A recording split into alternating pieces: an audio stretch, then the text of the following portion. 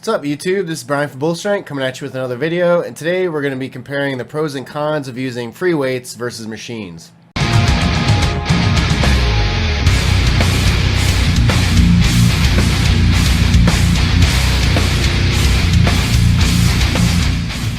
So which style of training is better, training with free weights or with machines?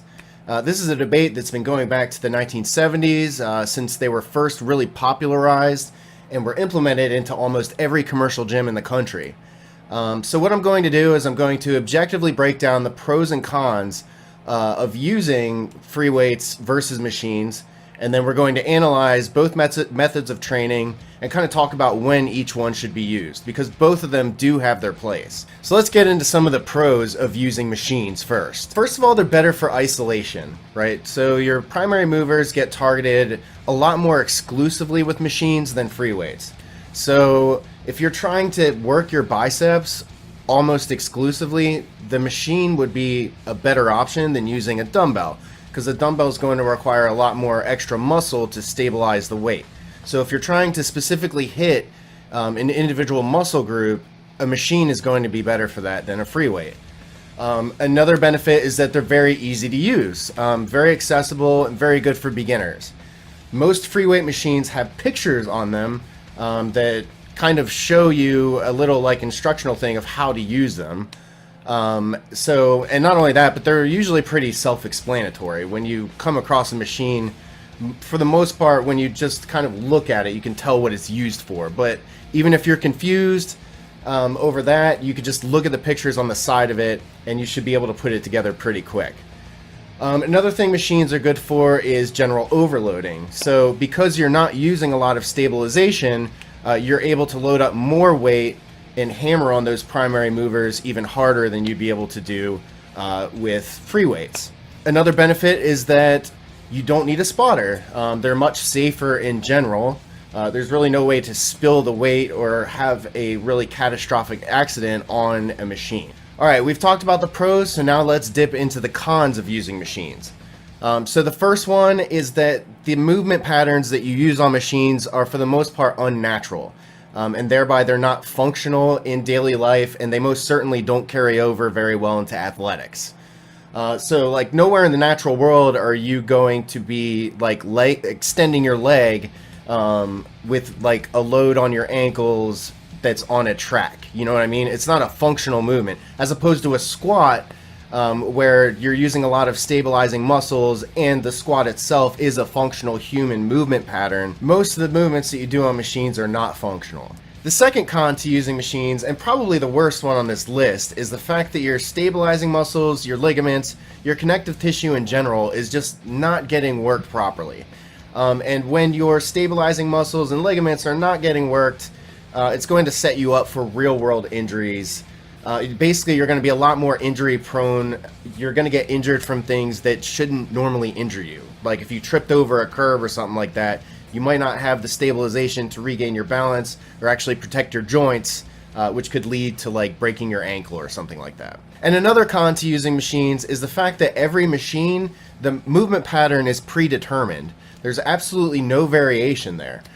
So if muscle adaptation, aka muscle growth, is the objective, you're going to get very stale very quickly on the machines as opposed to free weights.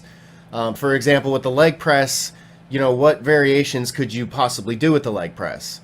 Maybe single leg press, maybe you can shorten the range of motion, but other than that, there's not really a whole lot that you can do to actually force different types of adaptation on your muscle. And another con to using machines is, despite the fact that the form is clearly spelled out on the side via pictures, people can still use machines with bad form. And if you combine bad form with overconfidence, which is very common with gym machines, so bad form plus overconfidence, you know, that equals loading a little bit too much weight, which could definitely be a recipe for injury. And the final con for using machines over free weights is, despite the fact that the exercises on machines are a lot more simple, those who have prior injuries, it is definitely not recommended to use machines specifically on those joints that have been injured, just because there's different types of forces that are being applied to your joints. So for example, with free weights, Like if I load up a squat on my back and I step back, the force that's being applied on my joints is compressive, and compressive forces actually help with stabilization. Whereas if you compare that to a leg extension, there's no compressive force. What you're getting here is a shearing force. So you're getting a shearing force on your knees, which could definitely exacerbate prior injuries or even cause new ones. All right, now that we're done ripping machines a new one, let's get into the free weight side of things. So the first pro of using free weights is the fact that you have the option of using functional movement patterns with free weights. So things like the squat, things like the deadlift, any kind of press, these are movements that are natural to being a human.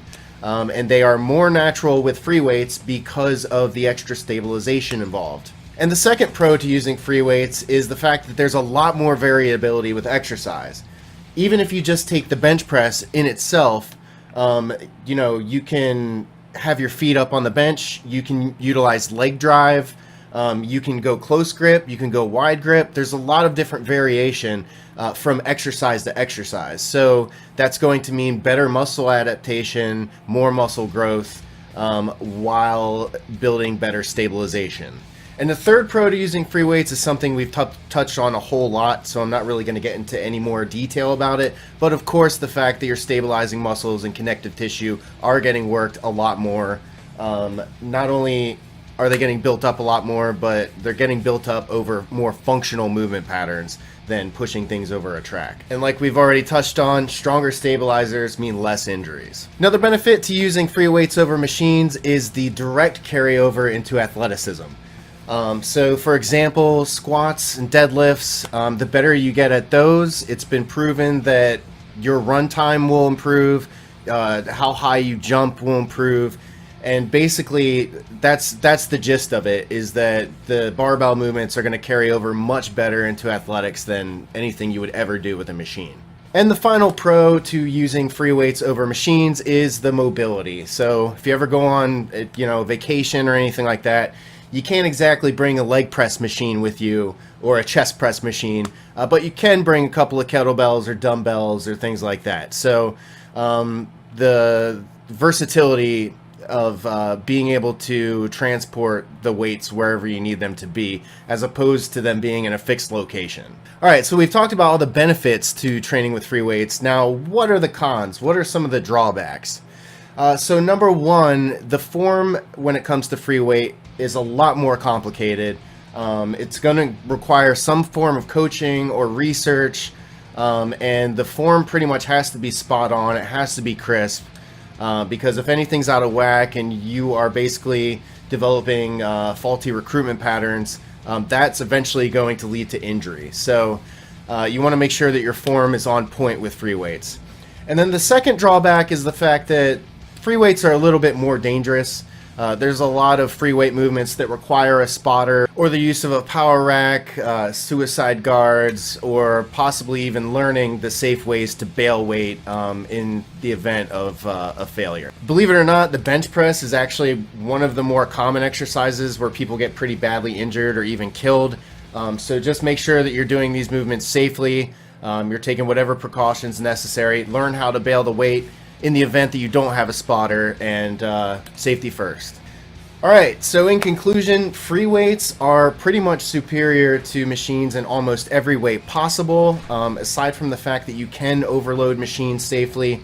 In just about every other way though, free weight training is going to be a superior method of training. Now that's not saying that machines are completely useless.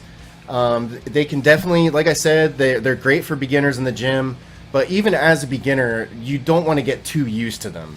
The goal should be to begin weaning off of them as soon as you're comfortable. So after a few months of training or so, you should start weaning off of the machines and either go into a more completely free weight exclusive routine, or get a good mix of free weights and machines. It's not that machines are completely useless, it's that they should not be overused.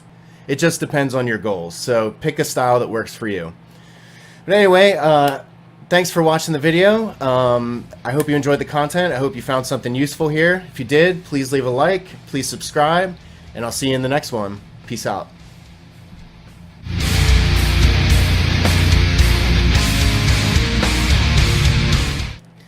Alright, now that we're done ripping machines a new one, well, I guess that's kind of what we did there. Alright, now that we're done tearing machines a new one. Alright, now that we're done ripping machines a new bing hole. You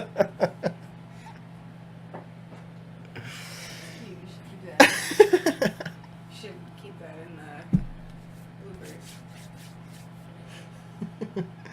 Alright, so in conclusion, free weights are pretty much superior to machines in almost every way possible.